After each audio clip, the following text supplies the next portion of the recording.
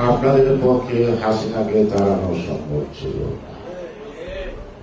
আমরা যদি ছদ্মবেশে আমার যুবক, আমার স্বেচ্ছাসেবক, আমার ছাত্রদল যদি না ঢুকত আর অভিভাবকের বেশে এই ছাত্রদেরকে রক্ষা করার জন্য অভিভাবক হয়ে যারা রাস্তায় নামলো, সেই জনতা অজনতা না, সেই জনতা রাজনৈতিক সচেতন জনতা। আমরা তো আপনাদের কাছে মূল্য খেতে পারি।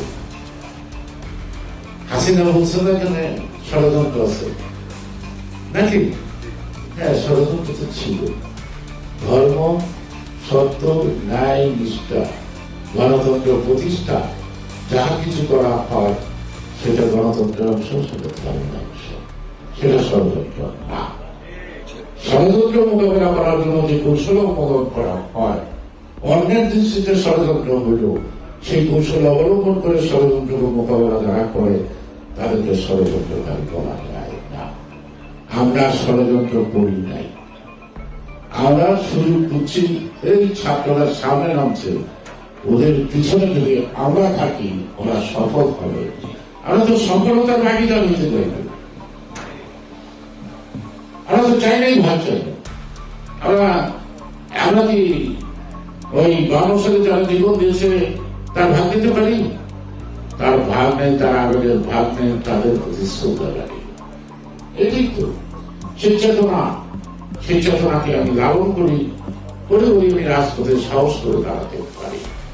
আমরাও 5ই আগস্টে এই যে সকল ছাত্ররা আমাদেরকে নতুন করে উজ্জীবিত হতে, নতুন করে বাঁচতে শিখে যাবে জনগণকে, সেই জনগণ বাঁচতে চায়, গণতন্ত্র চায়, তারা হয়তো আবার লড়াই করতে চায়।